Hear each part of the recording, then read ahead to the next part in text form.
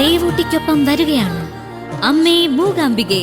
November 24 മുതൽ എല്ലാ ദിവസവും രാത്രി 8:30 നമ്മുടെ സ്വന്തം സൂര്യ ടിവിയിൽ. സൗസൗനോടെങ്കിലും നീ പറയില്ലേ? അതോടെ അത് പാറുവിന്റെ ചെവിയിലെത്തും. ഗന്ധർവനെ സ്നേഹിച്ചു പോയതുകൊണ്ട് അവൾക്ക് ഈ പ്രശ്നങ്ങളൊക്കെ ഫേസ് ചെയ്യേണ്ടി വന്നത്. അവൾക്ക് എന്നോട് ദേഷ്യം തോന്നിയാലോ, അവൾ എന്നെ വെറുത്താലോ? അത് പേടിച്ചിട്ടാടാ ഞാൻ നിന്നോട് പോലും പറയാതിരുന്നത്. പാറു എന്നെ വെറുത്താൽ എനിക്കത് സഹിക്കാൻ പറ്റില്ലടാ. എന്താടാ, ഞാൻ ഈ പറഞ്ഞൊന്നും നിനക്ക് വിശ്വാസമാവുന്നില്ലേ? അതല്ല, പാറുവിന് വേണ്ടി നീ എന്തൊക്കെ സഹിച്ചു എന്ന് ഓർക്കുമായിരുന്നു ഞാൻ. ലോക്കപ്പിൽ കിടക്കേണ്ടി വന്നു, പോലീസിന്റെ അടി കൊള്ളേണ്ടി വന്നു, തെമ്മാടി, വഷളൻ തുടങ്ങിയ ചീത്തപ്പേരുകൾ ചുമന്ന് നടക്കേണ്ടി വന്നു. പക്ഷെ നീ സ്നേഹിക്കുന്ന പാറു നിന്റെ സ്നേഹം തിരിച്ചറിയാതെ മറ്റൊരാളെ സ്നേഹിച്ച് കല്യാണത്തിന് തയ്യാറായി ഒരുങ്ങിച്ചെന്നു. എന്നിട്ടും പ്രിയ, നീ അവളെ വെറുത്തിട്ടില്ല, ഇപ്പോഴും സ്നേഹിക്കുക. നിനക്കെങ്ങനെയാണ് ഇതിന് കഴിയുന്നത്? ഇത്രയും വലിയ വേദനകൾ നീ എങ്ങനെയാണ് സഹിക്കുന്നത്? കാരണം അവളെ ഞാൻ എന്റെ ജീവനേക്കാൾ കൂടുതൽ സ്നേഹിക്കുന്നുണ്ടാ. നിന്നെപ്പോലൊരുത്തന്റെ സ്നേഹം ലഭിക്കാൻ പാറു പുണ്യം ചെയ്തിട്ടുണ്ടാവും. നിങ്ങൾ രണ്ടുപേരും എത്രയും വേഗം ഒരുമിക്കണം. ഗന്ധർവൻ നീയാണെന്ന് ഇപ്പൊ തന്നെ നമുക്ക് അവളോട് പോയി പറയണം. സ്വർഗം കിട്ടിയ സന്തോഷമായിരിക്കും അവൾക്ക്. നീ വാ. വേണ്ടടാ, എടാ, ഇനി ഈ നാടകത്തിന്റെ ആവശ്യമില്ലടാ. കഴിഞ്ഞതെല്ലാം അവള് മറക്കട്ടെ. പഴയ മാനസികാവസ്ഥയിലേക്ക് അവൾ തിരിച്ചു വരട്ടെ. അതിനുശേഷം ഞാൻ തന്നെ അവളോട് തുറന്നു പറഞ്ഞോളാം. എടാ, നീ എനിക്കൊരു വാക്ക് തരണം. വാക്കോ? ഗന്ധർവൻ ഞാനാണെന്ന് ഞാൻ പാറുവിനോട് തുറന്നു പറയുന്നതുവരെ ഈ സത്യം നീ ആരോടും പറയരുത്.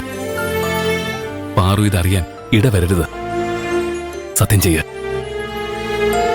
സത്യം ചെയ്യടാ. ഗന്ധർവൻ നീയാണെന്ന സത്യം നീ തുറന്നു പറയുന്നത് വരെ നമ്മൾ രണ്ടുപേരല്ലാതെ മറ്റൊരാൾ അറിയില്ല. സത്യം.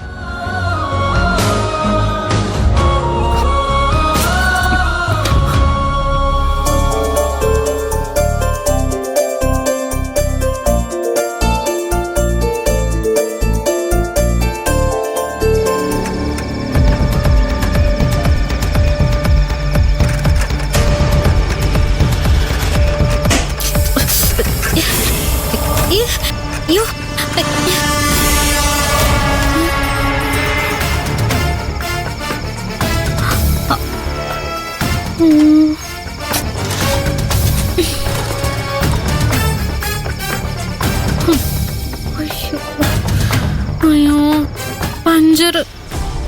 നീ പണി പറ്റിച്ചല്ലോ സുന്ദരി. രാത്രിയായത് കണ്ടില്ലേ? ഈ സമയത്ത് തന്നെ നീ എന്നെ പെരുവഴിയിലാക്കിയല്ലോ. ഞാൻ ഇങ്ങനെയാ പോവുക?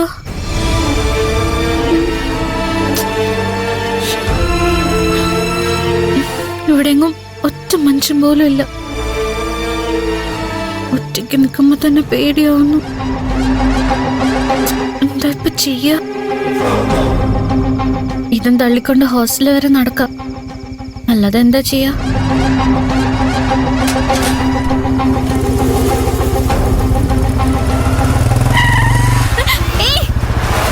ഇങ്ങനെ ലക്കും ലഗാനില്ലാതെ വണ്ടി ഓടിച്ചാലേ നീ എവിടെയെങ്കിലും വീണ് ചാവും. കല്ലുകൂടിയാ. അയ്യോ, അയാള് കേട്ടെന്നാ തോന്നുന്നു. അയ്യോ, തിരിഞ്ഞു നോക്കുന്നു. അയ്യോ അയ്യോ, അയാൾ വണ്ടി തിരിക്കുന്നു. ഇപ്പൊ എന്റെ അടുത്ത് വരും. ഇവിടെയെങ്ങും ആരുമില്ലല്ലോ ഈശ്വരൻ. ഞാൻ കൂകി വിളിച്ച പോലും ആരും കേൾക്കില്ല. എന്റെ ഈശ്വരാ.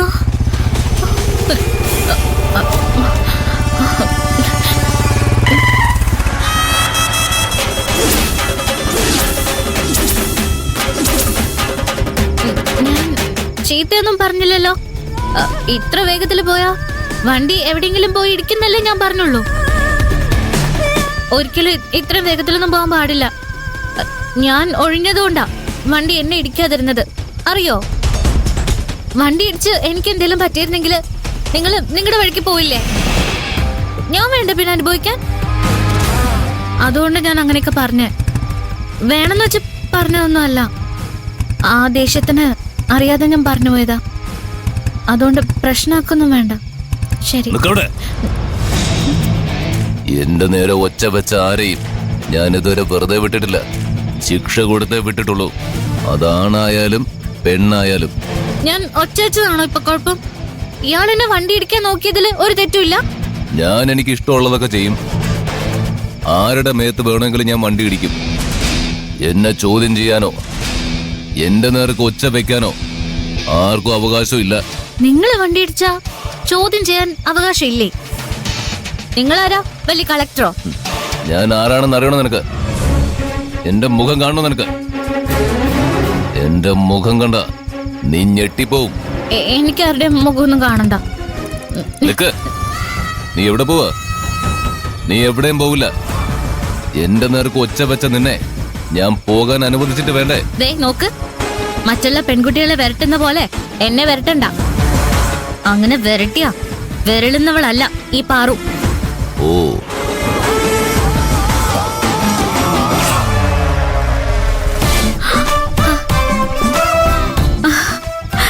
അയ്യോ, കൈലാസായിരുന്നോ? ശബ്ദം മാറ്റി സംസാരിച്ചോണ്ട് എനിക്ക് മനസ്സിലായതേ ഇല്ല.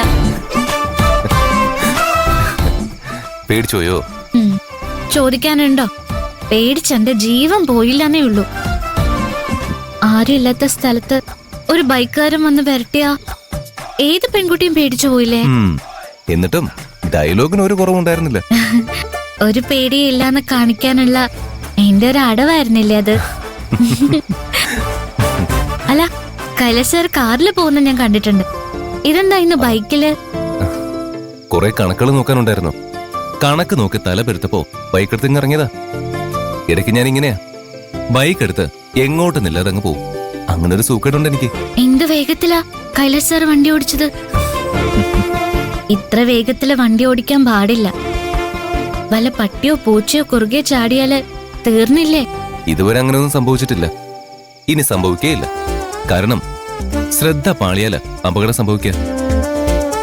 വാഹനം ഓടിക്കുമ്പോ ഒരിക്കലും എന്റെ ശ്രദ്ധ തെറ്റാറില്ല.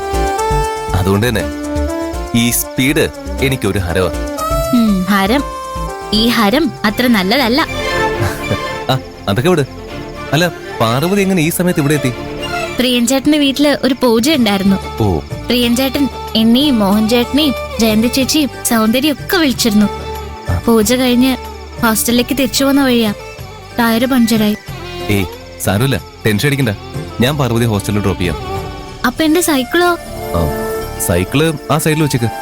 ആരും എടുക്കില്ല. കാലത്ത് വന്ന് എടുക്കാം. എന്റെ സുന്ദരി ഇവിടെ വിട്ടിട്ട് ഞാൻ സാറിന്റെ കൂടെ വരാനോ? സുന്ദരി ഇവിടെ ഉപേക്ഷിച്ചിട്ട് ഞാൻ വരില്ല. അടുത്തുള്ള ഏതെങ്കിലും കടയിൽ സൂക്ഷിക്കാൻ ഏൽപ്പിക്കാം. കടക്കാരും തയ്യാറാവില്ല. ഏതെങ്കിലും കടക്കാരനെ കൊണ്ട് സമ്മതിപ്പിക്കുന്ന കാര്യം ഞാൻ ഏറ്റു. പാർവതി വാ.